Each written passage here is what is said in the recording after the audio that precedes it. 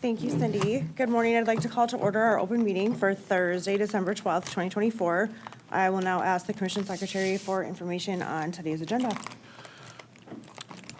Agenda item 9 has an incorrect docket number. The correct docket number is 5650 PFP 101. With that note, each commissioner has independently reviewed the minutes of the open meeting of Thursday, December 5th, 2024, and each has informed me there's no need to discuss the minutes. I move we approve the minutes of the open meeting of Thursday, December 5th, 2024. Second. All in favor? Aye. Each commissioner has independently reviewed the agenda, and each has informed me there is no need to discuss the notices associated with agenda items 2 through 9. The draft final decision in docket 5820 UR 117 associated with agenda item 10. The suggested minute associated with agenda item 11, approving the request of Walnut Way for intervenor compensation in the amount of $28,749 for its participation in docket 6630 CE 317. The suggested minute associated with agenda item 12, approving the request of Healthy Climate Wisconsin for intervenor compensation in the amount of $25,000 for its participation in docket 6630 CE 317. Or the suggested minute associated with agenda item 13, accepting the applicant's 3-tier residential TOD rate with conditions, accepting the evaluation and reporting conditions proposed by the applicant with the additional conditions listed 1 through 7 by commission staff in its memorandum, and declining to delegate authority to the administrator of the Division of Energy Regulation and Analysis. I move we approve the notices of investigation associated with agenda items 2 through 4. Second. All in favor? Aye. And I move we approve the notices of proceeding associated with agenda items 5 through 9. Second. All in favor? Aye. In docket 5820 UR 117, I move we approve the final decision. Second. All in favor? Aye. In docket 1IC 566, I move we fully fund Walnut Way's intervenor compensation request of $28,749. Second. All in favor? Aye. In docket 1IC 567, I move we fully fund Healthy Climate Wisconsin's intervenor compensation request of $25,000. Second. All in favor? Aye. In docket 3930 TE 105, I move we conditionally approve Mount Horeb's time of day rate consistent with the Commission Secretary's description. Second. All in favor? Aye. Okay, so that does bring us to our first agenda item that is up for discussion today, which is item number 14, docket 9820C 100. This is the application of Vista Sand Solar LLC for authority to construct a 1,315 megawatt alternating current solar electric generation facility on private agricultural land in Portage County. In addition to solar generation, this project will also include a 300 megawatt AC coupled battery energy storage system, or BESS. The proposed project would be constructed in the village of Plover and towns of Grant, Plover, and Buena Vista in Portage County. The project area is predominantly located on rural agricultural landscape, and while the proposed project would comprise approximately 7,100 acres, the total overall project acreage is approximately 9,854 acres. Before we do begin our deliberations today, I'm just going to provide some opening remarks, and I will also turn it over to my colleagues so they have the opportunity to do the same. Once we conclude with opening remarks, I will lead us through the decision matrix that was developed to guide our discussion and decisions. I just want to make sure that everyone understands that the decision matrix helps present the issues with citations to the record, but it is not a replacement of the record. The decision matrix is available on the PSC website for those attending the open meeting in person or following along on our YouTube channel. First, I will start by acknowledging the sheer magnitude of this project. If approved, this would be by far the largest solar project in the state of Wisconsin and one of the largest in the upper Midwest. In addition to the 1,315 megawatts of solar generation, the proposed battery storage system will increase reliability by storing excess solar energy during periods of peak production and deliver that energy to the grid at times of peak demand. Overall interest in the project led to the development of a very robust record that includes an environmental impact statement, dozens of pieces of testimony, over 120 exhibits, and over 1,100 public comments. As the voluminous record shows, this is one of the most beneficial and impactful renewable energy projects ever proposed in Wisconsin, and I'm excited and encouraged this project is before us today because of all that it represents. In keeping with my tradition to not bury the lead, I'm very supportive of this transformative project and do not plan to make any significant modifications beyond the numerous compromises, concessions, and conditions the applicant has already agreed to. The mountain of evidence in the record establishes the vast economic, environmental, and reliability benefits of this project. Also, the record clearly demonstrates that the applicant undertook and led a thorough and robust community engagement process.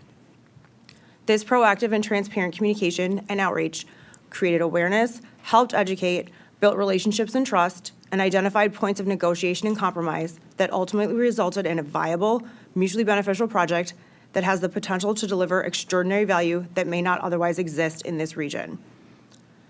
I would like to commend the community members and local leaders involved in this project for their willingness to discuss and negotiate issues important to them and what they needed to make this project feasible. Rather than take the no because position and create insurmountable blockades and myopic opposition, they instead adopted the yes if approach, and their thoughtful and deliberative engagement and participation helped inform and improve this project. One example of this collaboration is the joint development agreement born out of regular communication between Vista Sand Solar and the towns of Grant and Plover, the village of Plover, and Portage County. I'd also like to further recognize and commend the applicant's conduct throughout this process. In addition to my earlier comments about their engagement process and approach, the applicant's willingness to listen to needs and concerns and adjust the project accordingly is unprecedented. This record is filled with examples of negotiation, compromise, and modification.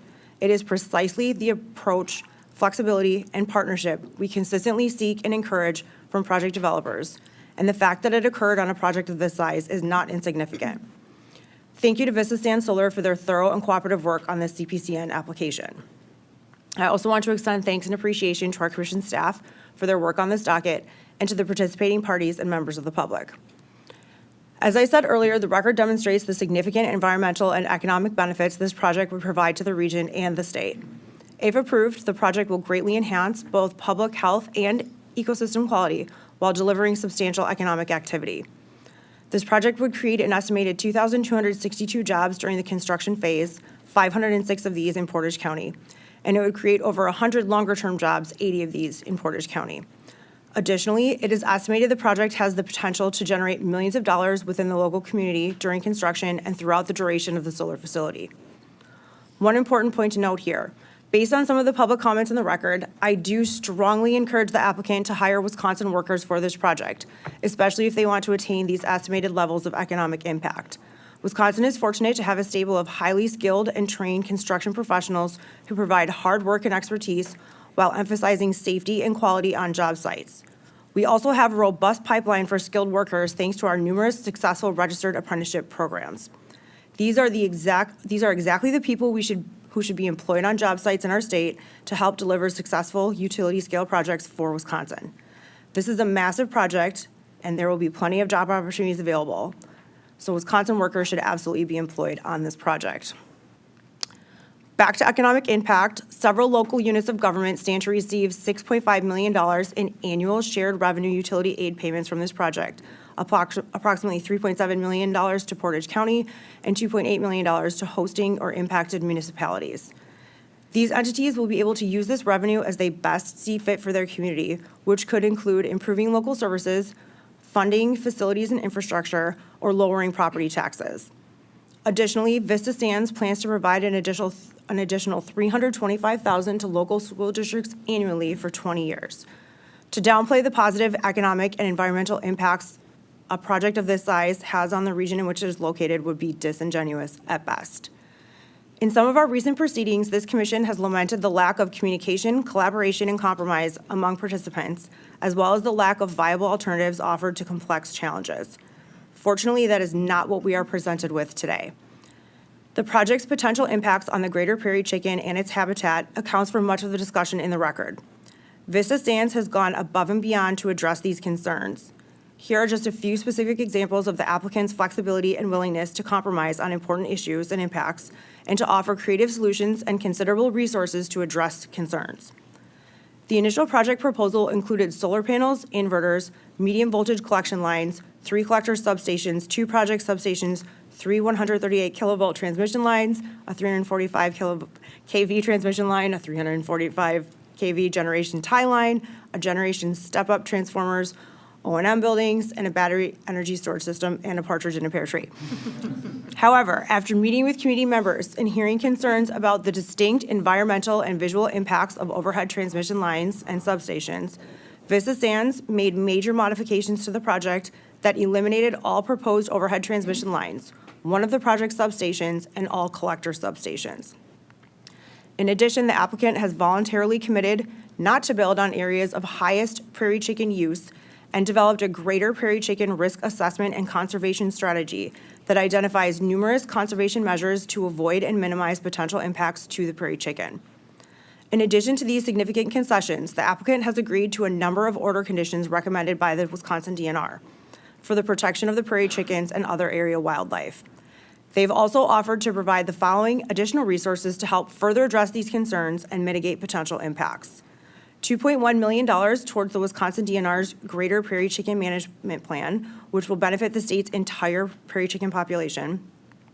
The creation of a 160-acre unpaneled conservation area.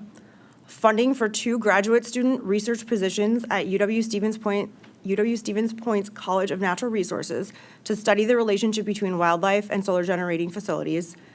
And to initiate a collaborative process with conservation groups to maintain and enhance prairie chicken habitat. The record is clear. Vista Sands listened to concerns raised about the project's potential impact on prairie chickens, and in response, developed and committed to numerous meaningful solutions and resources to address those concerns. Finally, I will just provide a very brief explanation of the applicable statutory framework to be applied here today. In Wisconsin, no person may commence the construction of a facility of a certain size unless they have applied for and received a Certificate of Public Convenience and Necessity, or CPCN, from the Commission. CPCN law provides that the Commission shall provide a CPCN application if the Commission determines that a proposed facility will be free of specified adverse impacts and is in the public interest. Our discussion today will include a number of decision items related to those determinations. As a reminder, my colleagues and I cannot and have not discussed this docket with each other beforehand, but I can assure you that we all have read, reviewed, analyzed, discussed, and dug deeply into the voluminous record in this case, including the over 1,100 public comments filed. As I mentioned at the outset, I'll now give my colleagues the opportunity to make opening remarks, and then we'll walk through each contested issue in the decision matrix. Commissioner Nito. Thank you, Chair Strand, for those great opening remarks. I really had planned to make comments along very similar lines, and I won't repeat here what you worded very articulately, other than to just highlight a few things. The thanks to staff, to the PSC and DNR staff, the Wisconsin Wildlife Federation, and the applicant, all for participation in making very well-reasoned, practical proposals in the record. I especially wanted to thank the public for their enthusiastic engagement here as well, as you did, and really just highlighting how important that is, that the applicant has done what we ask developers and what we ask regulated utilities to do in our state here. They put forth some notable work to try to find a middle ground to maintain the project's full capacity and to address public concerns. I think I counted about 20 total conditions, concessions, offers, willing not to build array, statements, et cetera, that the applicant has made. This isn't something that we always see, but this should be the approach taken by all developers who are building energy infrastructure in our state. And not just developers, but regulated utilities as well. I think, coming to your projects and case proceedings, engaging with whether it's a utility's customers or with communities in an attitude of cooperation, collaboration, and respect, meeting people halfway, having skin in the game, those are all the things that we need to be seeing. And this commission, I don't want to go too far in speaking for my colleagues here, but I think this is a commission that will take notice of those things. So with that, I look forward to our discussion. Thanks. Thank you very much. Commissioner Hawkins.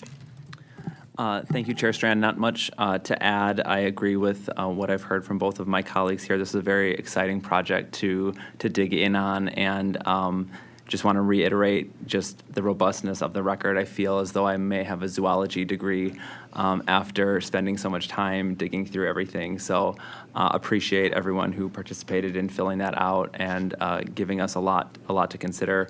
And I think, yeah, I'll leave it there, and I'm excited to go through and discuss with my colleagues. Thank you. So our first contested issue is issue 3 in our decision matrix, which asks if the proposed project complies with Wisconsin Statute 196.491 sub 3 D6 and does not unreasonably interfere with the orderly land use and development plans for the area involved. Although this issue was not identified as uncontested, the parties that weighed in on this are all at alternative 1. Commission staff did note that a number of environmental, local land use, planning, and development impacts are expected from the proposed project, but that none of the impacts are expected to unreasonably interfere with orderly land use and development. The project area is mostly agricultural land. The easements for property use were voluntarily entered into and the product of negotiations with private landowners, and I didn't find any evidence in the record that the expected project impacts would be significant enough to unreasonably interfere with orderly land use. Therefore, I am at alternative 1 on this issue. Commissioner Nato? Alt 1, thank you. I am at Alt 1 as well. Thank you. Issue 4 is uncontested, which brings us to issue 5. Given the volume of information in the record related to this issue, I will have a bit of a lengthier discussion on this one. Issue 5 asks if the design and location of the proposed project is in the public interest, considering the siting criteria of Wisconsin Statute 196.491 sub 3 sub D3, or if the commission should modify the proposed siting areas. For a wholesale merchant plant, Wisconsin Statute 196.491 sub 3 sub DE requires that the design and location of the proposed project be in the public interest, considering alternative locations, individual hardships, safety, reliability, and environmental factors.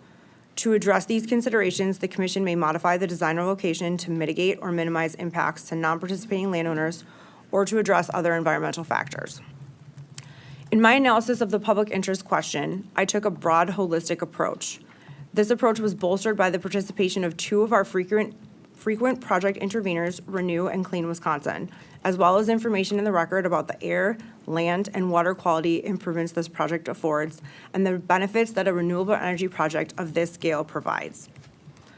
The record very clearly demonstrates that the project is in the public interest, especially because it would help mitigate climate change, make improvements to land, air, and water quality and biodiversity, reestablish grassland and other wildlife and pollinator-friendly habitats that don't currently exist, and create new conservation areas. The primarily contested issue here is the potential impact the siting of this project could have on the greater Prairie Chicken. In my opening remarks, I discussed Vista Sand's removal of overhead lines and some substations to address these concerns, as well as their generous funding commitments towards additional efforts to both minimize project impacts and protect and enhance prairie chicken habitat. Most notably, Vista Sands also committed to eliminate arrays in closest proximity to known LEC locations, specifically alternative array areas 20, 32, 41, and 53, primary array area 50, the southernmost approximately 30 acres of primary array area 20, the westernmost approximately 32 acres of primary array area 38, and because of those 2 things, Vista Sands has committed to designate alternative array area 20 and the southernmost approximately 30 acres of primary array area 20 as a 160-acre project conservation area. Much of the record was devoted to the prairie chicken issue, and I did spend considerable time reviewing the information and weighing the evidence. Ultimately, I did not find convincing evidence that the commission should modify or eliminate any of the remaining proposed siting areas. In addition to all of the applicant's significant commitments and concessions discussed today, Vista Sands has also proposed or agreed to numerous mitigation and conservation efforts. Further, none of the remaining proposed sites are located in the Buena Vista Wildlife Area. All of the sites in question are owned and controlled by private landowners, and there is no conclusive evidence that the prairie chicken will be negatively impacted due to the location of the remaining proposed arrays. In fact, there is not clear evidence in the record showing that preserving or maintaining this land in its current status quo provides benefit to the prairie chicken, because what currently exists has not resulted in increased colonization or species population gains. Again, the record's clear. Vista Sands listened to concerns about potential impacts to prairie chickens and proposed a series of meaningful solutions to address those concerns. This project is certainly in the public interest considering siting criteria, and there's no reason for the commission to modify the design and or location beyond what has already been agreed to. So in light of all of this, in theory, I'm at alternative 4, which would be no primary or alternative arrays need to be excluded for approval of the proposed project. But with that being said, I am going to propose an alternative 5 to provide as much clarity as possible to our final decision and to formalize citing concessions offered in the record and made in good faith. My proposed alternative 5 would specifically exclude arrays and only those arrays that the applicant has agreed to not build on. These specific exclusions are displayed in Witness Baker's map in Vista Sands Solar's Testimony Exhibit 2. And again, these are arrays that the applicant has voluntarily proposed to exclude as acknowledgement of and in response to concerns raised primarily by the Wisconsin Wildlife Federation. Further, this alternative maintains the applicant's ability to honor all of its related project commitments. The remaining project footprint would preserve the 1,315 megawatt capacity and the full benefit of the project while addressing prairie chicken concerns. The exclusion of these areas and only these areas would also result in the applicant maintaining its commitments to remove above-ground transmission lines, convert 160 acres of agricultural land to grassland, preserve wildlife corridors throughout the project, fund local research positions, modify the fencing per Wisconsin DNR recommendations, and provide $2.1 million to help fund the DNR's statewide Greater Prairie Chicken Plan. Therefore, to make sure I'm clearly stating it, my alternative 5 position here is to specifically exclude alternative array areas 20, 32, 41, and 53, primary array area 50, the southernmost approximately 30 acres of primary array area 20, and the westernmost approximately 32 acres of primary array area 38. And again, these are consistent with applicant Witness Baker's Exhibit 2 map. And then the alternative would also read that no other primary or alternate arrays need to be excluded for approval of the project. So hopefully my position on this one is clear, but I will turn it over to Commissioner Nieto and then Commissioner Hawkins for their discussion of issue 5. Thank you. Thank you.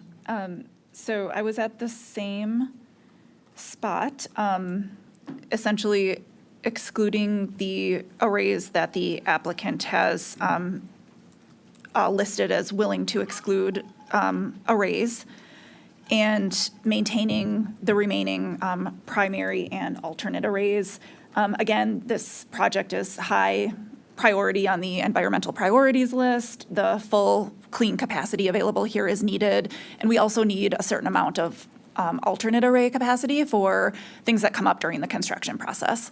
I think this option maintains quite a bit of alternate array capacity, and I would say, just generally encourage the applicant, as it has already done and as it has already shown, to continue to be flexible and collaborative throughout this process as things do come up in the construction process, and it's quite clear that they will do so and have done so. So with that, I'm at the same alternative that you just described. Thanks. Thank you. Commissioner Hawkins? Thanks. I am in the same place as well, and in reviewing the proposed citing, what would be an undue adverse impact for me would be if the mitigations that were put in place and the avoidance that the applicant put in place were not taken. That would be an undue adverse impact, and so that was remedied throughout the process that the chair explained pretty thoroughly. So. That was one key piece of my consideration, and then another was that the proposed siting that's remaining in the project is impacting, within a half mile is only 10% of the conservation area, and this northern portion of the conservation area is itself fragmented. It is just not as big and contained as the southern portion. So for those, that is just the nature of this area, and so. I know there was a lot of discussion of some of these northern primary arrays, and I think it's completely fine to keep those in the project. I also had concerns where if we were to specify removal of some of the primary arrays, this project would get restricted. There are challenges with some of the alternate arrays out that was discussed very thoroughly in the record, and so I did not find further constraining the project to be reasonable. So that is where I'm at on this one. Thank you both for your very helpful comments on this issue and also just digging into all of the record related to issue 5. Moving on to issue 6 here. We are asked if the proposed project will have undue adverse impacts on other environmental values as provided under Wisconsin Statute 196.491, sub 3, sub D4. The record makes it abundantly clear that the proposed project will not have an undue adverse impact on other environmental values. In fact, I think this project is the antithesis of undue adverse impacts on environmental values. Instead, as I've now stated numerous times today, I think the impacts of the project will be hugely beneficial to the environmental values, and I'm firmly at alternative 1. A lot of the issues raised in this one were covered in our discussion of issue 5, so I'll just limit my comments to say that in analyzing and reviewing this issue and the related information in the record, I was very compelled by Clean Wisconsin and Renew's testimony regarding the positive environmental and public health impacts. And I further agree that the proposed setbacks are arbitrary and harmful to project viability, which I think kind of echoes a lot of the things that Commissioners Nieto and Hawkins were saying as it relates to issue 5. So again, I'm at alternative 1 here and curious to hear from you guys. Thank you. Thanks, Chair Strand. I'm at alt 1 here as well, and I would echo your comments about Clean and Renew's valuable analysis here. That did help. Commissioner Hawkins. I'm also at alt 1, and one thing that jumped out to me were some of the conservation principles that were discussed in the record. The first is avoidance and then mitigate, and we saw that in what was brought forth by the applicant through the concessions that were made. So, so that is why I landed at alt 1 here. Thank you. Moving on to issue 7. So these are our standard order conditions, and they were being asked if they're necessary for approval of the project. Over the past couple years, commission staff and various participants in our solar generation construction proceedings have developed a robust set of conditions intended to address a number of common issues that arise with these projects. Examples included in the standard conditions presented here are best safety reporting in 7E and workforce reporting requirements in 7S. I am happy to see condition 7S included here. Gathering data on workforce and hiring efforts and apprenticeship programs is one tool we have to measure efforts and progress on these fronts. To reiterate my comments on this topic in my opening remarks, this applicant is strongly encouraged to employ Wisconsin workers on this project, and we'll be monitoring these reports to ascertain if that's happening. The applicant agreed to all of these standard conditions, and no party challenged any of the ones listed. So I'm confident that these conditions benefit the project, and am supportive of including them, which would put me at alternative 1. The last thing I'll say on this issue is that I am hopeful, and I think we've heard that as well from my fellow commissioners today, that the applicant will continue to be as proactive and communicative post-CPCN decision as they have been throughout the pre-CPCN decision process. Here, especially as it relates to conditions requiring notice and troubleshooting issues that may arise on the project, I'm optimistic that our interactions will remain positive as the project progresses. Commissioner Nieto?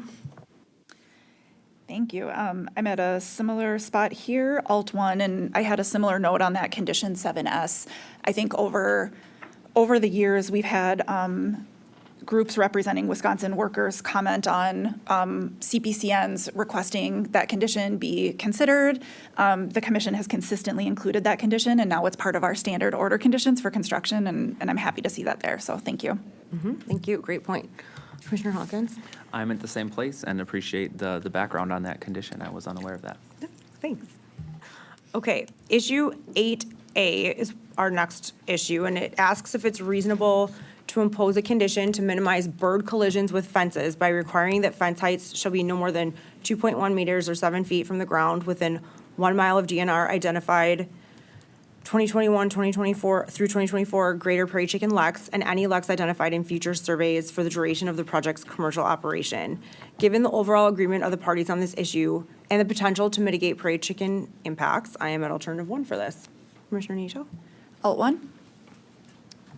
I was at alt 2 on this, and I just would like to clarify here the mention of all future surveys. I was trying to understand how reasonable this condition was And if it should be all future surveys prior to construction of the fencing, or is this really intended to mean that the fence height will be updated in future years throughout the next 35 years? And so that's what's concerning to me, because it's just kind of open-ended. Yeah. And so I had proposed here that we modify it slightly to say that future surveys are limited to pre-construction future surveys, but interested to hear if there's any responses there. So I think you raise a good question, because we know that we have the LECs that were identified in this 2021 to 2024 survey. But if future surveys, let's say that some of these avoidance and mitigation measures work. Yeah. And I hope that they do, it's very possible that we'll have additional LECs identified, and then I think maybe to your point that it could become an overly burdensome condition if it's imposed for the duration of the commercial life of the project. Yeah. Is that a fair summary of? That's exactly my Okay. concern, yeah. Okay, yes, I think that's reasonable. I also don't know if this is a moving target, just given that uncertainty as it relates to future surveys and 35 years. Yep. No crystal ball from this one. Again, I was comforted by the fact that all the parties were in agreement at alternative one on this one, but I don't think that the clarification or the modification that you're seeking is at all unreasonable, especially if it helps kind of even level the playing field on the understanding of what this is actually going to require.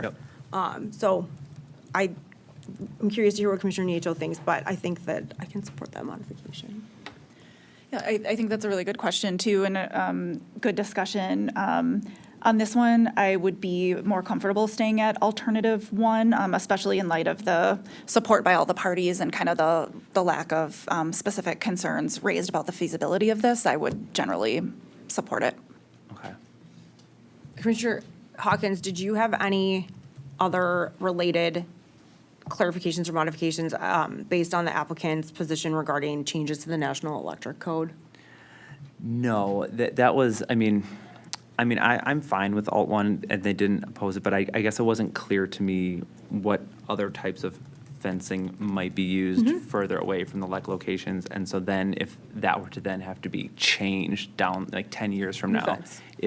and that was what I was hoping to avoid. But, the applicant wasn't concerned about that, and so Yep. I don't need to be necessarily, but I was just trying to avoid that. I think it's, I'm going to jump the gun on a couple of the things I'm going to propose on future order conditions within this discussion, but I'm wondering if adding some language about like to the extent practicable or to the extent possible, just in case there are some major identification changes in future surveys that could lead to overburdensome fencing requirements. Maybe could we add a clause about to the extent practicable?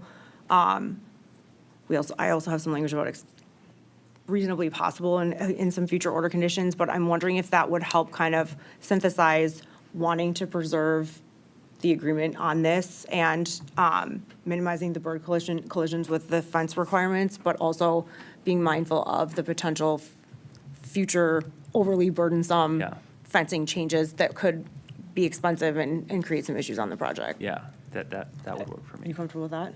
I'm comfortable with that, and I Okay. think it is kind of a middle ground between, I think if new LECs appear in LEC surveys, we want the owners to do anything they can to work with those to preserve what's needed to be preserved around those LECs.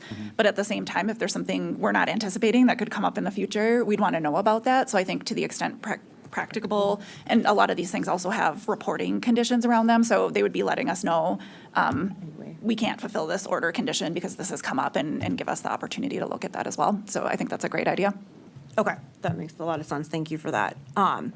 So I think the language, to be consistent with some of the other modifications I'm going to recommend in a little while, I think I would like it to read, to the extent reasonably possible, if you guys are okay with that. And then, so it would just be, to the extent reasonably possible to minimize bird collisions with fences, we could either add it at before or after kind of what that requirement is. Is that clear for capture in the order? Okay, great. All right, thank you both for the discussion on that, very helpful. Okay, moving on to issue 8B. This asks if primary and secondary order conditions suggested by the DNR pertaining to raising fencing from the ground are reasonable to impose. The proposed conditions here are similar, but I do agree with the applicant that the secondary recommendation is reasonable to impose because it strikes a balance between allowing small wildlife movement throughout the project area, but also won't require Vista Sands to install fencing that's not commercially available, which I think is somewhat related to the concerns we just discussed on issue 8A. It also won't tie the applicant's hands in having to undertake additional steps that may result in higher construction costs, which the applicant witnessed, I think, Pekar, sorry if I'm pronouncing your name wrong. I think it was discussed in their rebuttal testimony. So because of that, I would be at alternative 2 here, which would condition that 8B, the secondary recommendation, is necessary for approval of this project. Commissioner Nieto? Alt 2, same reasons. Thank you. Thank you. Commissioner And Hawkins? I was at alt 2 as well, and I particularly liked that secondary recommendation includes within it working with the DNR and identifying the appropriate locations. Okay, thank you. Issue 8C asks if it is reasonable to impose the condition that non-native aggressive species, especially our friend the red fescue, shall be removed from seed mixes proposed in vegetation management strategies for all arrays and replaced with a less aggressive native species. Native fescues may be considered so long as they are in total less than 4% of total seed weight in the mix. This is not a new issue for us on solar construction projects, but unlike some of the previous ones we've seen, there was a lot of overall agreement on this, and so because of that, I'm comfortable supporting alternative 1 here. Commissioner Nieto? And I'm at alt 1 as well. Thank you. Thank you. And I am at alt 1 as well. Thank you. Issue 8D asks if the commission shall direct the applicant to submit a site-specific winter stabilization plan with the stormwater pollution prevention plan that includes measures to stabilize bare soils during winter conditions. So as we just discussed in item 7, the commission does have a long list of standard order conditions to address concerns raised in this proceeding. And a lot of those are from previously approved solar generation construction permits. So one thing that I looked at when reviewing this proposed condition was I analyzed it kind of in conjunction with those other requirements contained in item 7. And because of that, I do think that this requirement appears unnecessary and somewhat duplicative. I also am concerned that it could increase project costs and negatively affect the project schedule without much demonstrable benefit. So then, basically, the perceived added benefit or value of this proposed condition doesn't outweigh my concerns, especially related to costs and schedule impacts. I just didn't see enough evidence in the record that the potential benefits were greater than or more important than timely construction and remaining on budget and on schedule. This is also consistent with my position on this condition in similar solar generation projects. We've seen this one before, and I have not been supportive of it there. So for this one, I am at alternative 3, which would be that the condition is not necessary for approval of the proposed project. Commissioner Nato. For this one, I was at alt 1, and recognizing your discussion of some of the previous projects and approvals and where you've been at, I certainly understand that position. I think a little bit my thinking on this one was it's requiring a site-specific plan, including measures to stabilize the bare soils. To me, requiring a plan doesn't necessarily in and of itself increase project costs significantly. And I think one difference I see in this project from the previous solar projects we've seen is simply the scope and size of this project and the area of the soils that we're discussing. So on this one, I was at alt 1. Thanks. Thank you. Commissioner Hawkins? Yeah, and this one I was also at alt 3, believing this to be a little bit on the burdensome side. In reviewing the EIS, we're in a very flat area, so risks of massive erosion are reduced just given the geology of the location. And I was also trying to, in my discussions with staff, try to understand the comparison of an active construction site to the existing farmland that very well may just be bare soil in the winter already, even though it would be modified for construction. So that's why I ended up at alt 3 for this one. Okay, thank you both for your comments on this one. I'll stay at 3, but if you'd like to note your position on this. Yeah, I'll stay at 1 on this one, and Okay, yeah. thank you. Okay, we are now on to issue 8E, which asks if it's reasonable to require the applicant to submit vegetation progress reports documenting areas that have achieved 70% uniform vegetation density. Again, there appears to be a lot of agreement on this proposed condition. I think that means that it's reasonable, so I can support alternative 1 here, which would add this condition to the project. Commissioner Nieto? Alt 1? Thank you. Alt 1 here as well. Thank you. Issue 8F pertains to various order conditions intended to mitigate impacts to wetlands and waterways as a result of this project. I, again, appreciate the constructive support this issue received from the parties, and it seems really uncontested, and I think the recommendations are reasonable for approval, so I would be at alternative 1 on this one as well. Same here, Alt 1. Thank you. Same here.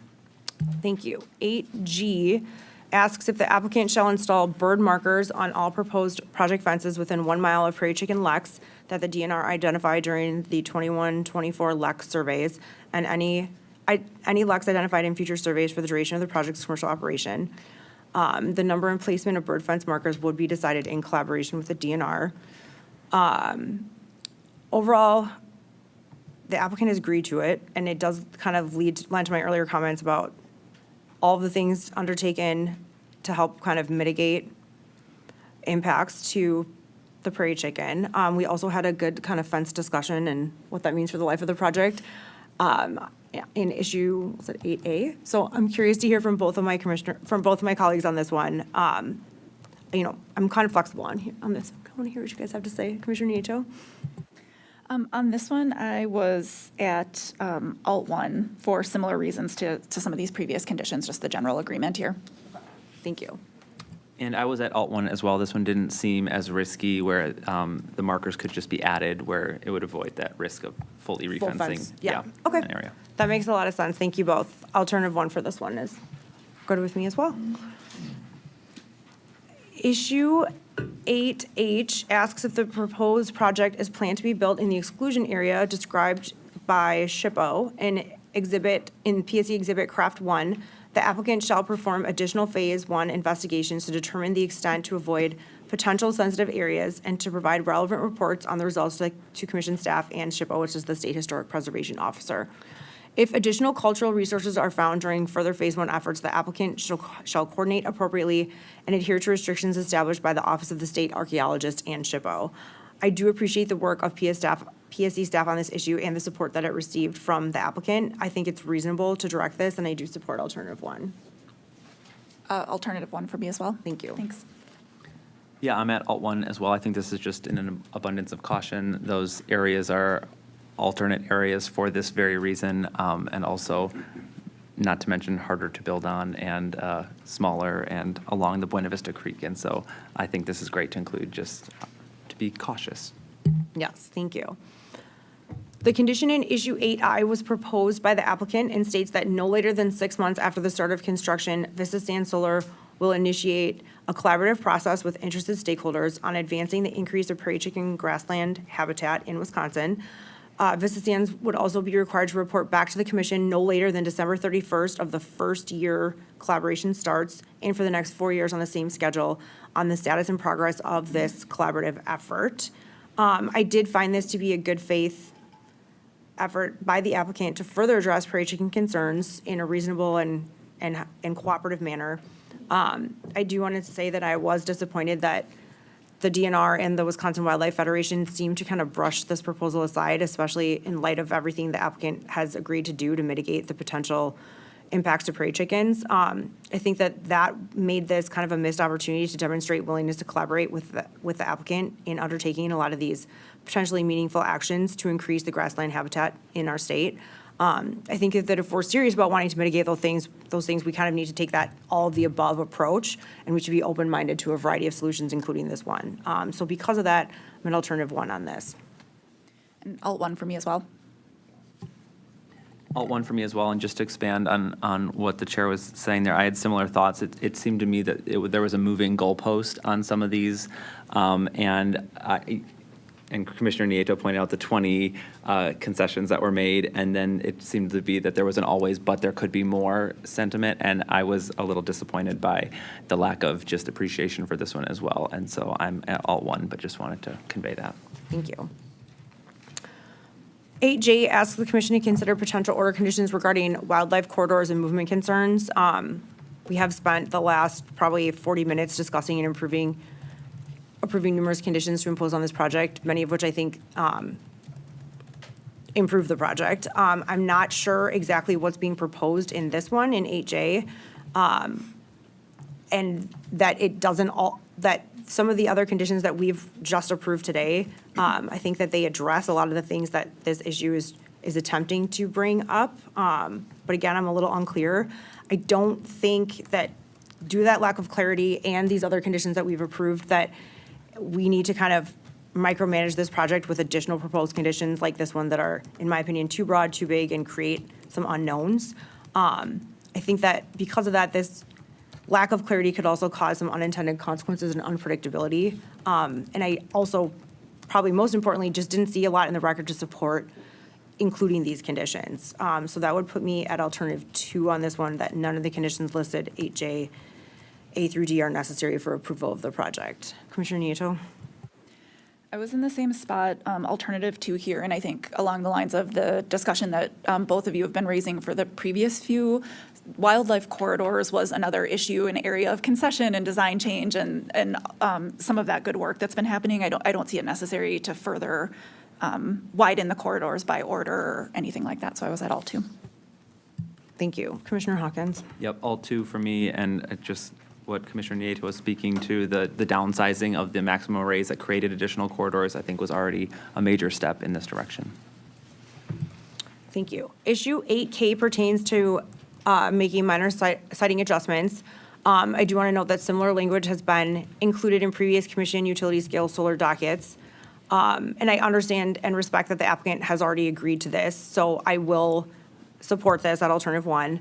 I just want to note that I do think that this additional requirement is somewhat duplicative of previously approved conditions and could be read as in conflict with what we're requiring in some of the other conditions, especially when we talk about in the standard conditions of requiring notification of significant changes. This then would also require notification of minor siting adjustments. And I think we just want to try to figure out going forward, do we want to require notice of significant changes? Do we want to require notice of minor changes? Or do we just want notice of all changes? And then how are we going to define what triggers that notification based on the type of change? So again, I'm not opposed to the principle of this. I'm also not opposed to wanting extra notification given the scope and scale of this project. But I think going forward, we should work together as a commission and as staff to kind of just clean up what we want on future projects as it relates to notification of changes. So I'm at Alt 1, but somewhat begrudgingly.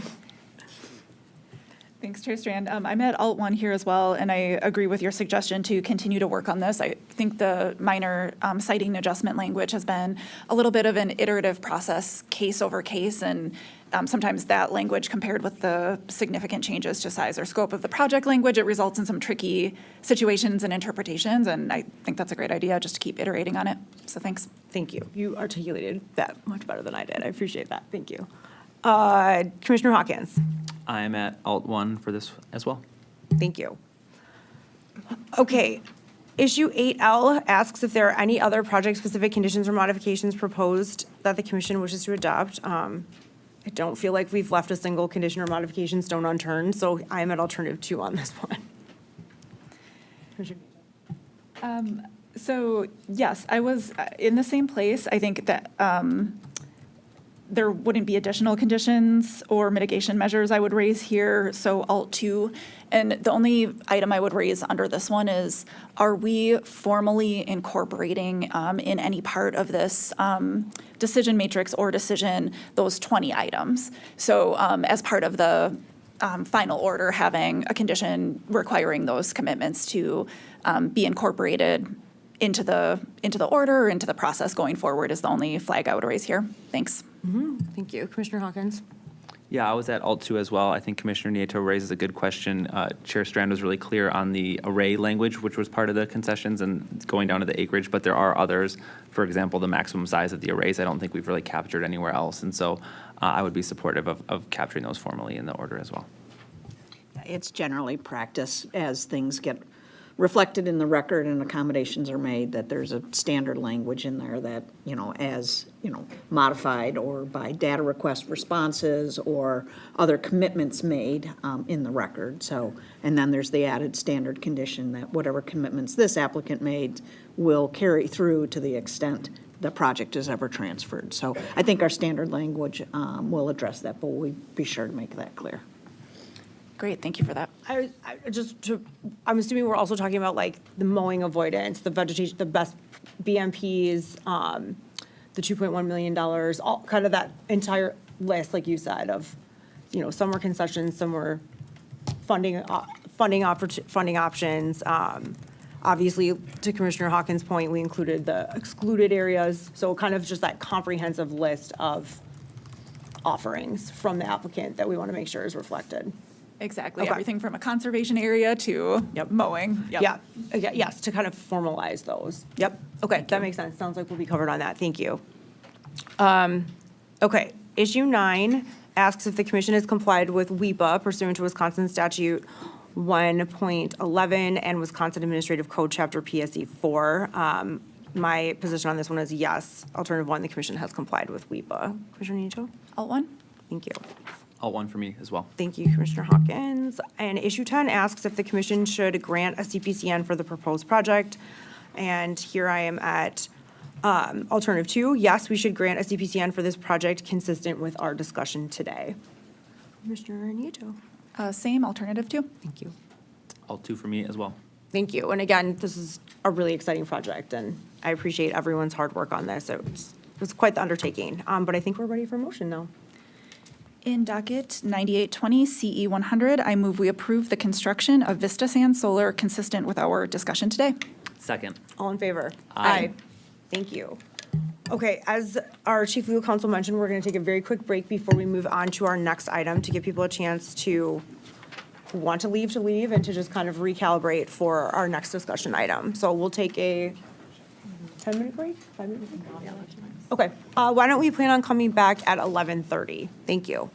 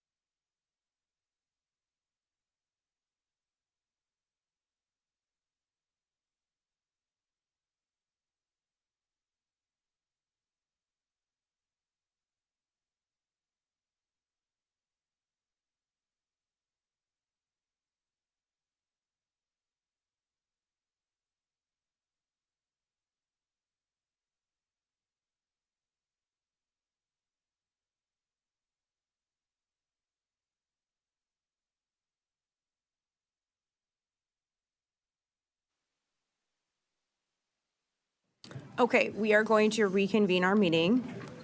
If everyone could take their seats, please. Thank you. Okay, we are moving on to our next discussion item on our agenda, which is 15, docket 137 CE 205. Commissioner Hawkins has agreed to lead this discussion, so I'm going to turn it over to him. Thank you. Thank you, Chair Strand. Before we get started, first, I would just like to thank all those that participated in the robust development of this record for this proceeding, including the applicant, commission staff, and interveners. I would like to especially highlight the public participation in this docket. I am really grateful to have had the opportunity to hear from so many of the community members that participated both through the Neighbors for Neighbors Coalition, through submission of testimony, as well as residents that participated either in person at the public hearing or submitted comments through our online system. The record was certainly more robust because of this participation. The complexities and nuances of the proposed projects were all better able to be scrutinized because of the concerns that were raised and the questions posed by members of the public. So I really appreciate that. A bit of intro here on our process. So before us today is the application by American Transmission Company for a CPCN, a Certificate of Public Convenience and Necessity, similar to what we just were discussing in our last item, to construct a new double circuit 138 kV transmission line to serve a new Plymouth Utilities distribution substation located in the town of Mitchell. When it comes to reviewing CPCNs for transmission, the size and complexity of a proposed project determine the review process. And for reviewing this transmission project, the Commission considers alternative sources of supply and alternative locations or routes, as well as need, engineering, economic, safety, reliability, individual hardships, and potential environmental effects. The application was filed in January earlier this year, and the parties in this docket include the applicant, ATC, Neighbors for Neighbors, Robert and Mary Schmidt, and Thomas J. Castell. All right. An overview of the project before we start diving into our decision items. ATC is proposing a 7 to 8 mile double circuit 138 kV transmission line to interconnect the new Plymouth Utilities number 5 distribution substation in the town of Mitchell to the high voltage transmission system. This project comes to us following extensive planning by Plymouth Utilities and ATC to identify ways to serve a large new load in the remote southwest part of the utilities footprint. I'll say that given the location of this new load, the limitations of the utility's current distribution system, and the multiple environmentally sensitive areas within this region, we were left with a really challenging options for routing of this project. ATC, through its planning process, reviewed a variety of different connection points to the bulk electric system for this new substation, and these options were discussed throughout the record in detail by interveners as well as by the applicant, and it was modeled, different connection points to the bulk system were modeled by both ATC and the commission staff. The best value planning report that was included by the applicant and responsive testimony between ATC and Neighbors for Neighbors discussing the engineering, economic, and environmental challenges of those other potential routes and connection points leaves me comfortable that there was no silver bullet solution that has been missed in this proceeding. It was very helpful to see thorough questioning of the planning process to better understand the applicant's position as to how they arrived at the two route options that are before us here today. So we are left with the challenging decision between two alternatives presented by the applicant to connect this new substation to the transmission system. The two options before us connect to ATC's existing 8241 138 kV transmission line, and it is designed, both options are designed to follow existing utility and transportation corridors where possible. The applicant has identified a preferred route, which is approximately 7 miles in length and would cost about $33.5 million, and an alternate route, which is about 8.2 miles in length and would cost approximately $39.2 million. For our decision matrix today, we have 10 issues that we will be working through and discussing, and we must address and determine whether or not the project qualifies to receive a CPCN from the Commission. Of the 10 issues, issues 3 and 9 are uncontested, and therefore I will focus my comments and we will not be discussing the uncontested items. I'll introduce each one and provide my own comments at the outset of each issue, but before we do that, I will turn things over to Chair Strand and Commissioner Nieto to see if they have any opening remarks. Thank you, Commissioner Hawkins. First, I just want to thank you for your opening remarks and for leading our discussion today. I think that this is the first CPCN on which you're leading discussion, so I'm looking forward to hearing your positions on the issues.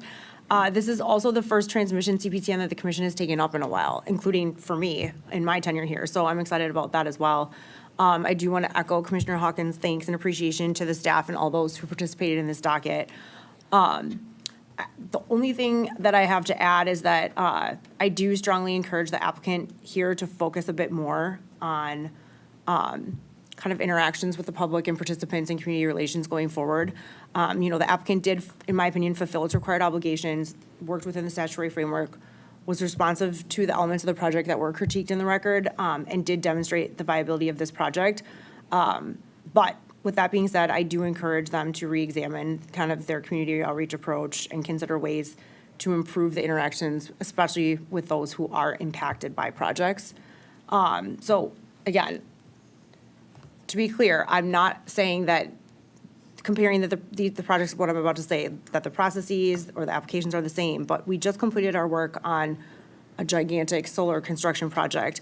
And most of what we highlighted was really proactive communication, relationship building, and flexibility, and how that great process resulted in numerous concessions and modifications that improved the project. So it was, again, the juxtaposition was what it was, but I was just a little disappointed to not see some similar efforts in this docket as well. I fully understand the differences between the two applications, the nature of the projects, and the statutes that govern these processes, but in general, I think an applicant's interactions and relationship with stakeholders, especially those who are directly impacted, is important no matter what kind of project we're reviewing. So, rate case, construction docket, I think as a commission, we have repeatedly extolled the values of collaboration and the importance in finding areas of agreement and compromise. So I'd love to see more of that going forward. Thank you.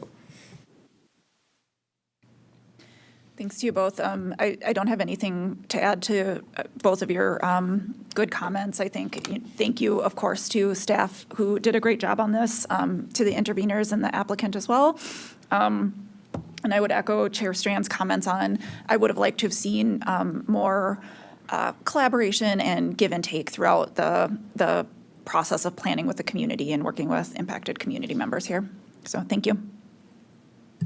All right, thank you both for your comments. We'll dive into issue 1, which is to determine if the proposed project, if construction satisfy the reasonable needs of the public for an adequate supply of electric energy pursuant to WISSTAT 196.491 sub 3 sub D2, and does the project comply with the criteria under that Wisconsin statute.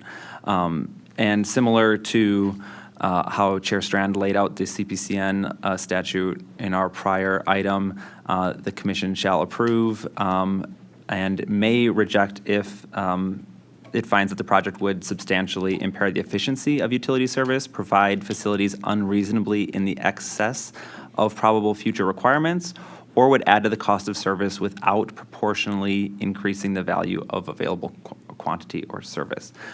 So those are some of the criteria explained in the statute. And so we examine those requirements and consider the load growth forecast that has been identified, the reliability benefits, as well as the total project costs and benefits. For this project, the applicant cited a significant increase in load at a particular location on their system, and that will be served by the new Plymouth substation number 5, and the utilities have an obligation to serve that load. My position on this item is alternative 1. ATC and Plymouth Utilities have an obligation to serve these new loads, and they have to do so on an expedited timeline, which is at the end of next year. While the applicant and Neighbors for Neighbors considered other routes and discussed those that are different than the two that are before us today.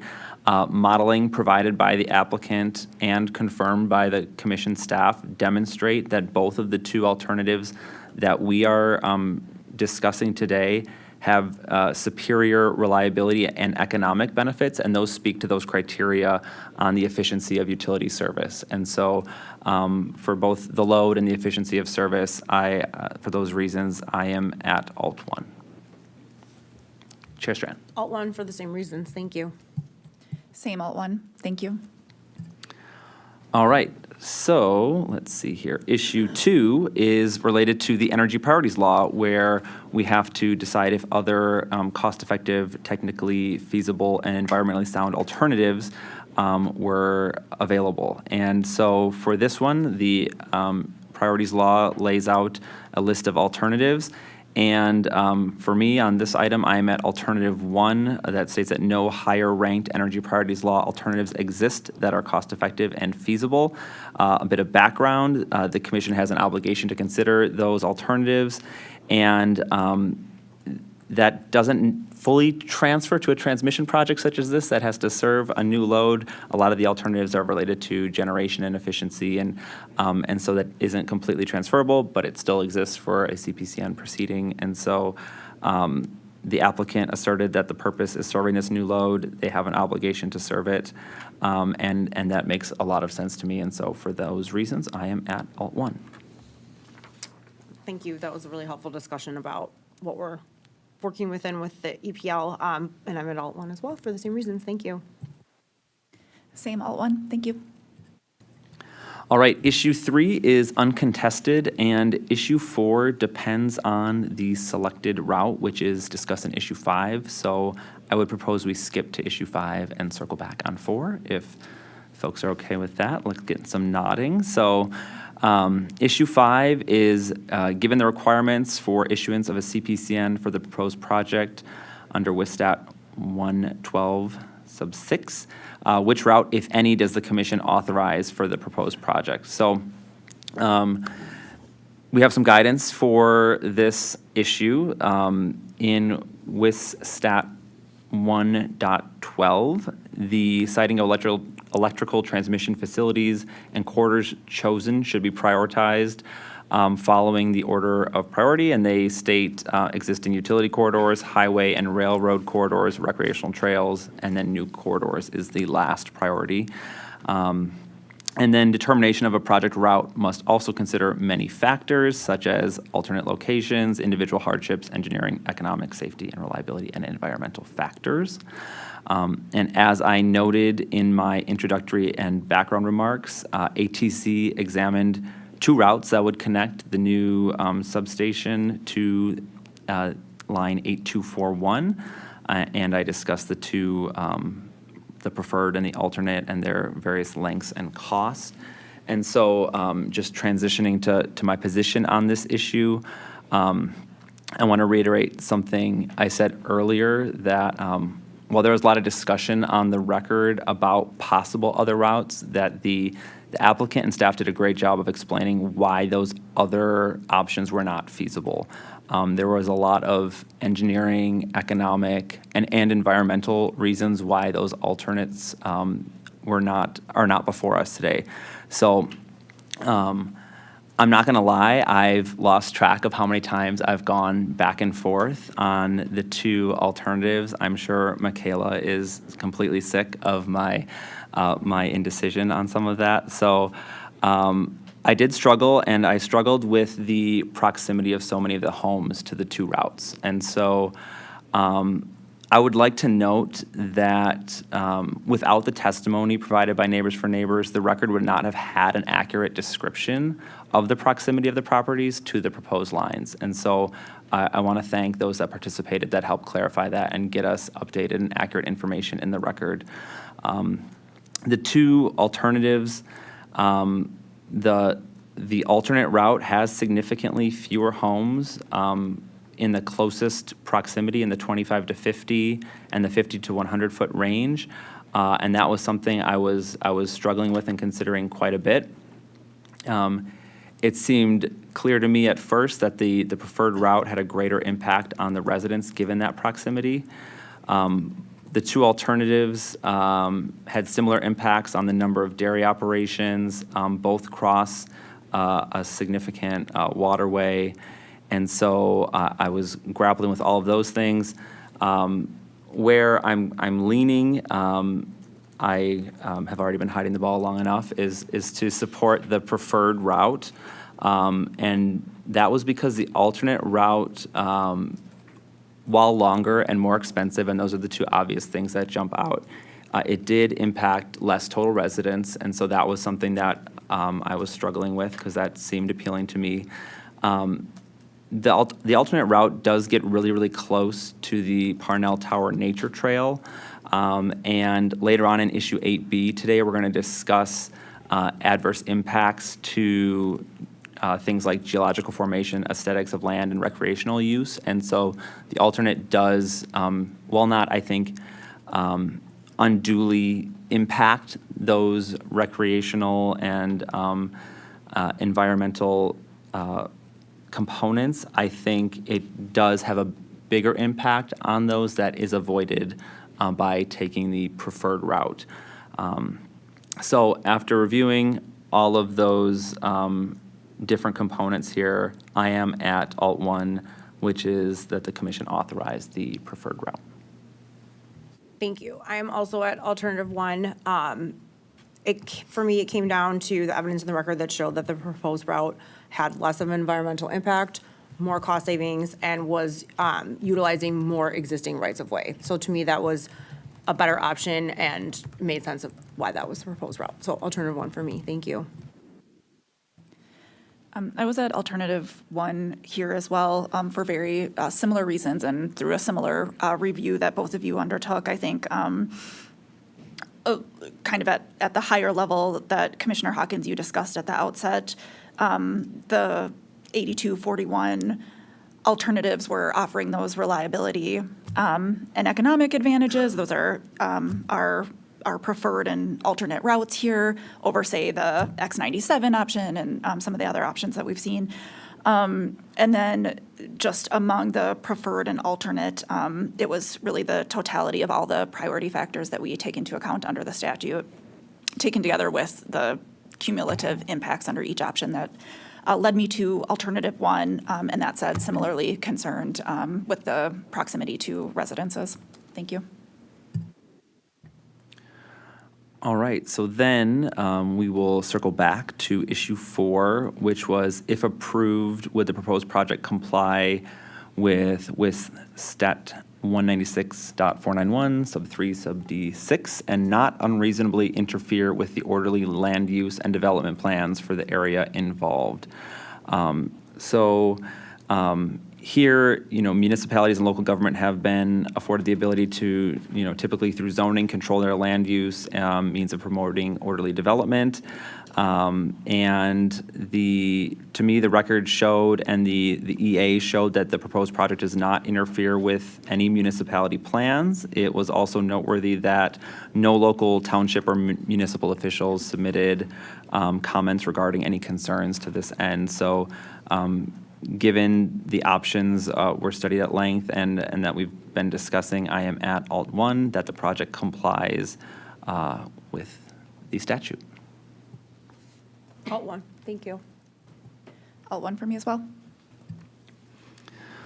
All right, moving then along to issue 6 on the decision matrix. We have sub-issues that all relate to general conditions that are suggested for the commission's final order for the proposed transmission line.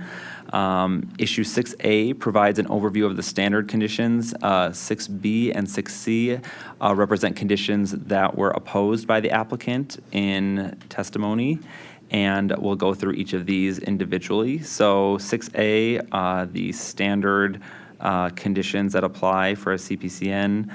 There was no objection from the applicant, and I am at Alt 1 that all of the conditions listed, 6A sub I through 6A 15, are necessary for approval of the project. I'm at Alt 1 as well. Thank you. I'm at Alt1 as well, and I would note that we have a couple of order conditions that we typically include with this type of project that are not enumerated here. Did you plan to discuss those under a different issue related to overall project cost detailing, discrepancies in the cost, and there's another condition related to competitive bids that comes up from time to time. Those are two conditions, and I can read those as well, but that we usually would include, and that I would include here as well. I don't see any difference in this project or reason to exclude those. Yeah, look, I think we should discuss those here. Here? I'm fine with that being included here. I am as well. Okay. I just wanted to give you guys the opportunity to consider those and to put them forward if there was something you're interested in, but I am supportive of those. Go ahead. No, just for the clarity of those listening, you just may want to say what those are. Thank you. Yes, so one addition to the standard conditions, this is also a standard condition for this type of project, is if it is discovered or identified that the project cost, including force majeure costs, may exceed the estimated cost, the applicant shall, within 30 days of when it becomes aware of the possible change or cost increase, notify the commission of the accounts or categories where costs deviate from those authorized, and shall itemize and segregate those costs by major accounts and provide sufficient documentation to support and explain the reasons for such deviation. That was one. And then the second one was, the applicant shall provide to the commission a summary of competitive bids received for work to be performed and equipment to be procured as part of this project. Yes, thank you for that, Commissioner Nieto. That was something I was digging in with staff and then neglected to include in my decision matrix. So I really appreciate you bringing that forward. Thank you. Yeah, just to provide a tiny bit more context for these, so we have added this language into a couple recent decisions that were issued in August of this year. So we haven't received reports from those yet, but we do have another project where this language was added, where a quarterly report was filed in October. So this is in place in some other related dockets, or similar dockets, I should say, and so far it's working. And I think this is really important information for us to gather. So I appreciate the discussion and the specific delineation of the language and your willingness to include. Thank you. Awesome. All right. Well, then that brings us to 6B, which is the following employment reporting condition reasonable to impose as a condition of approval.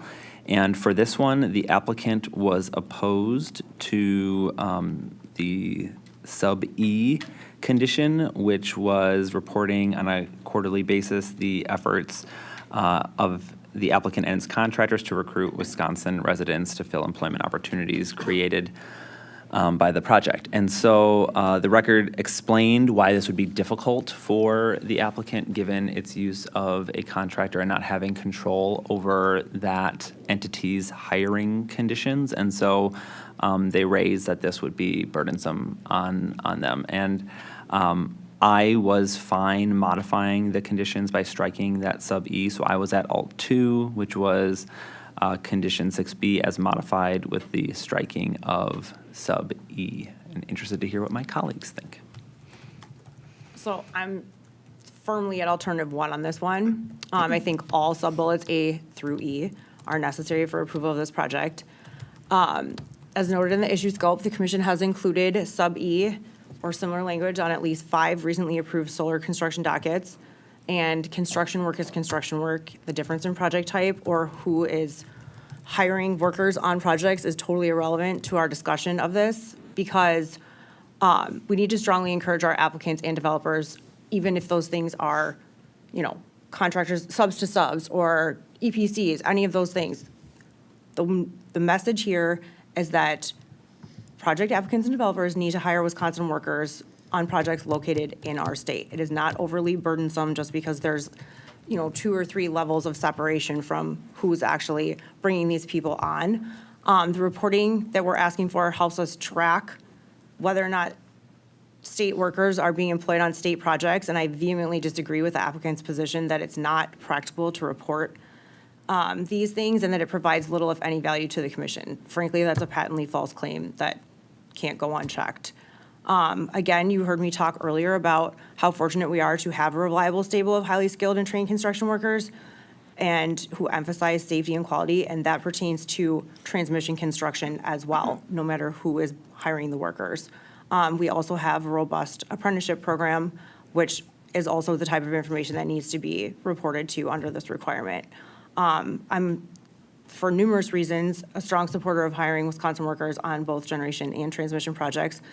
For all the things we've talked about and because it helps maximize the local economic impacts and other ancillary benefits that these important developments bring to our communities. So I know we're talking about being concerned about the impacts to landowners that are adjacent or in proximity to these utilities or to these facilities, but I think we should also then talk about other ways to bring value to these communities, and hiring Wisconsin workers on Wisconsin projects is definitely a way to do that. And so gathering this data on workforce and hiring efforts and apprenticeship programs is a tool, one of the tools that we have to measure efforts and progress on these fronts. And so my opinion is that this condition is absolutely necessary for approval of the project. Thank you.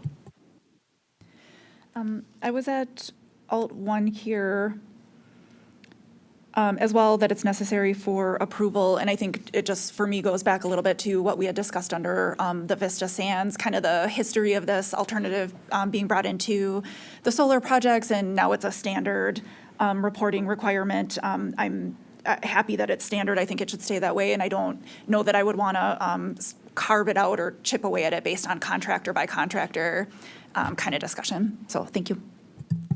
Sorry, the only other thing I'll note is that we are not requiring the hiring to occur. We are Yeah. requiring the reporting on the hiring to occur. So just to be clear, what we can and cannot dictate. Got it. I am happy to join my colleagues at Alt 1 and appreciate the discussion on this item. Thank you.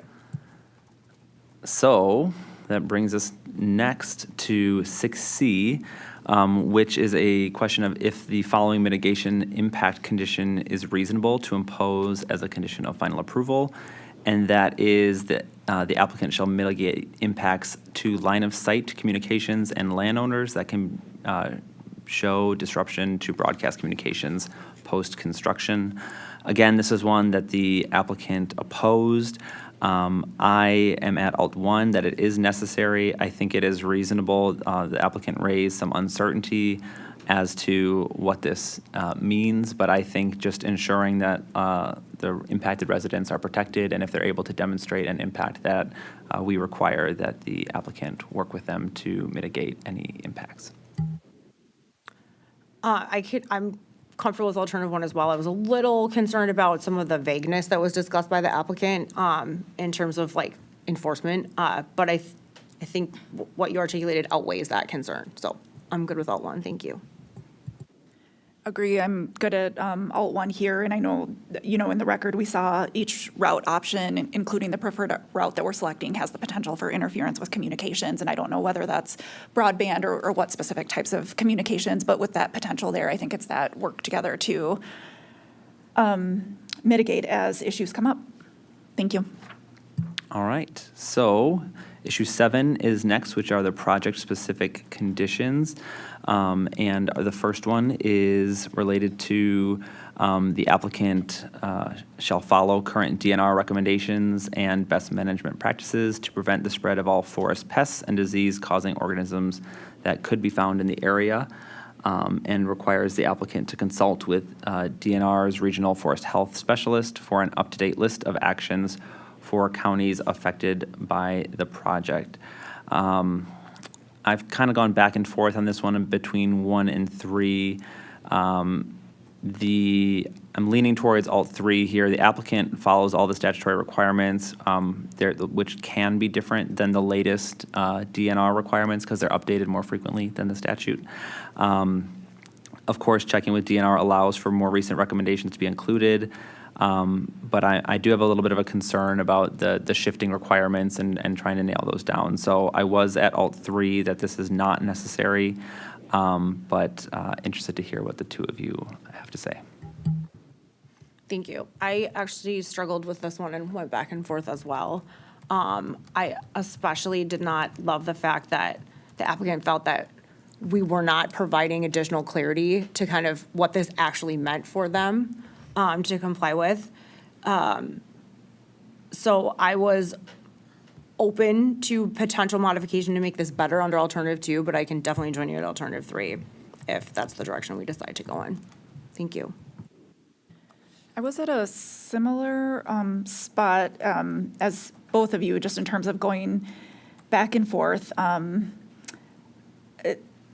I think Commissioner Hawkins, to your point, kind of slight modifications to the language. So is this the language we want to stick with from now on, or is it a little bit of a one-off? I think we send out to the applicant and to many, many entities in the state annual letters under the statutes about oak wilt by county and some of those updated specifications. And so I know of the oak wilt letter, but I'm not sure if that covers all of the pest-related recommendations that are being proposed or that would be caught by working with DNR on what the updates are. So I'm really kind of just saying I'm going back and forth as well. Maybe on the first sentence, we add to the extent practicable, and that will help address some of the uncertainty that the applicant may be feeling, while still, I think the second part that's the most important, is consulting with the DNR to get the regional and most up-to-date information. So by doing that, I think we might find a healthy alternative 2 here.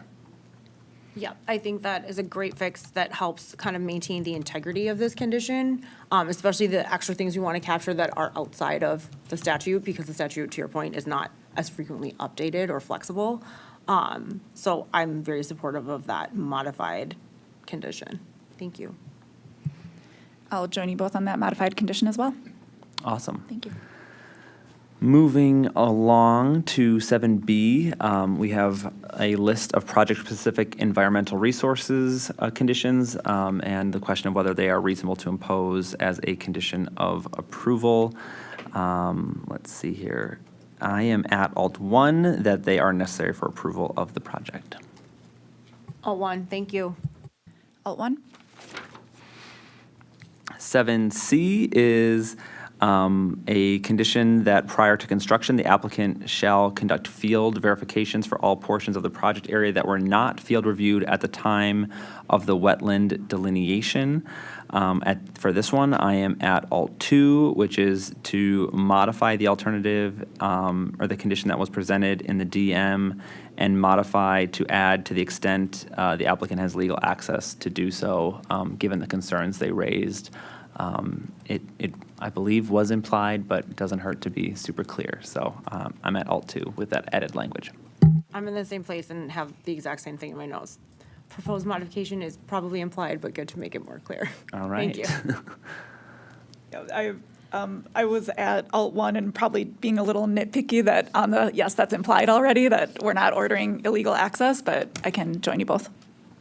Sounds great. All right, Alt 2. And then moving along, 7D is a condition that the applicant shall remove brush piles, wood chips, and woody debris from the wetlands in mapped floodplain areas following clearing activities to prevent debris from becoming suspended.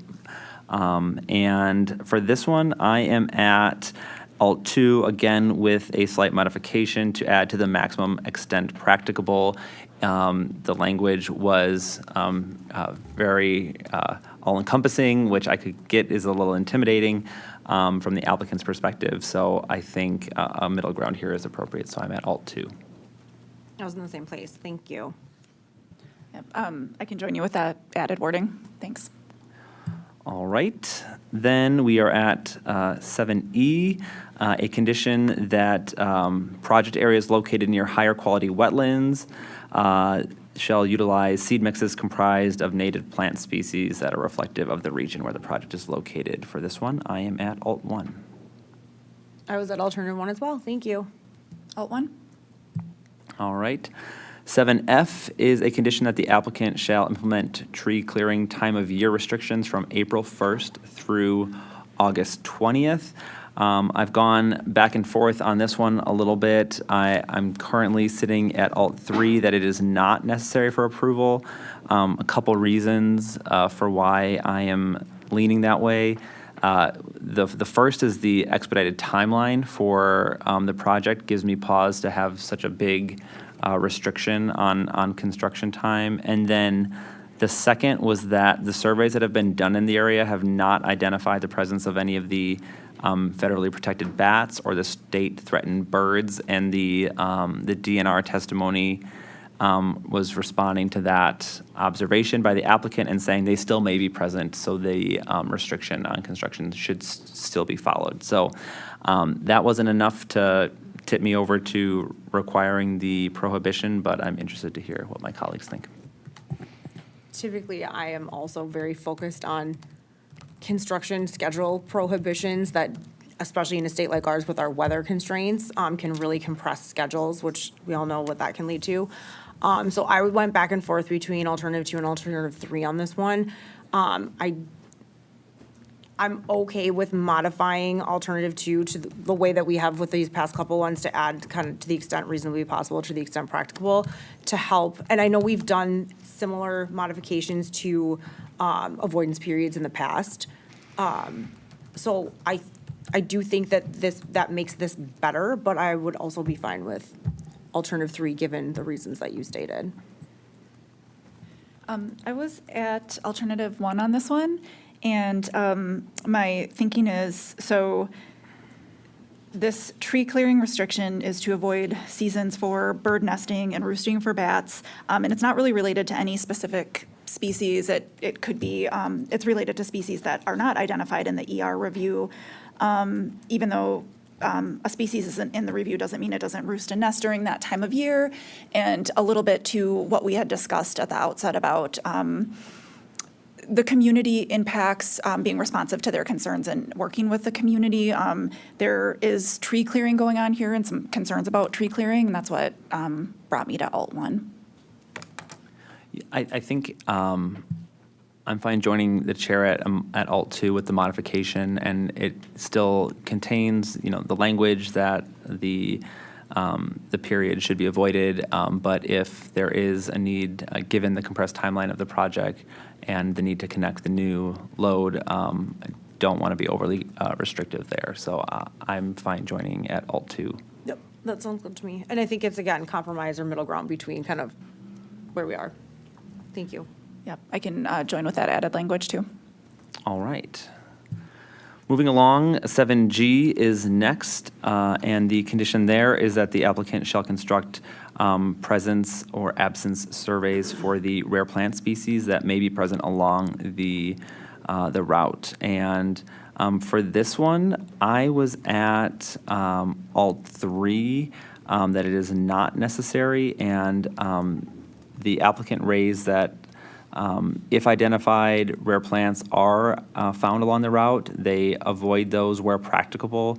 But again, given the fact that this is a long linear route, some avoidance might be impossible. So I was concerned about including this, but interested to hear my colleagues. I was at alternative 3 as long as we approved the proposed route. So yes, I think your reasoning makes sense and can definitely join you there. Same Alt 3 contingent upon the proposed route being selected. All right. So issue 8 is next, which is WEPA compliance and other environmental considerations. Issue 8A has the commission complied with WEPA, and let's see here. I am at alternative 1 that yes, the commission has complied, and there was an EA prepared jointly by the commission and DNR staff in order to provide us and the public with information and an analysis of the economic, social, cultural, and environmental impacts that could result from the construction. And while the applicant and commission agree with compliance, we did have an objection by Neighbors for Neighbors pointing to the omission of the alternate routes that I discussed earlier. So I'm at Alt 1 on this one. I was at Alt 1 as well. Thank you. Alt 1? All right. Issue 8B is will the proposed project have undue adverse impacts on other environmental values as provided on WSStat 196.491? And for this one, we have to consider the ecological balance, public health and welfare, historic sites, geologic formations, the aesthetics of land and water, and recreational use. For this one, I am at alternative 1, that no, the proposed project will not have undue adverse impacts on other environmental values. Alternative 1, thank you. Alt 1 for me as well. All right, issue 9 is uncontested, so our final issue is issue 10. Should the commission grant a CPCN for the proposed project? For this one, I am at alternative 1. Yes, the commission should grant a CPCN for the proposed project. Well, I guess it's at alternative 2 because we have conditions that we've said. Again, as the chair pointed out, I'm new at this. So alt 2, grant the CPCN for the proposed project with the modifications and conditions that we've discussed. Alt 2, thank you. Alt 2. All right, I believe we're good for a motion then. In docket 137 CE 205, I move we approve construction of the Plymouth Reliability Project consistent with our discussion. Second. All in favor? Aye. Thank you, Commissioner Hawkins, for your excellent work on that item. That does conclude our official business for today. Our next open meeting is scheduled for Thursday, December 19th, 2024 at 10:30 a.m. May I have a motion to adjourn, please? I move we stand adjourned until Thursday, December 19, 2024 at 10:30 a.m. Second. All in favor? Aye. We're adjourned. Thank you.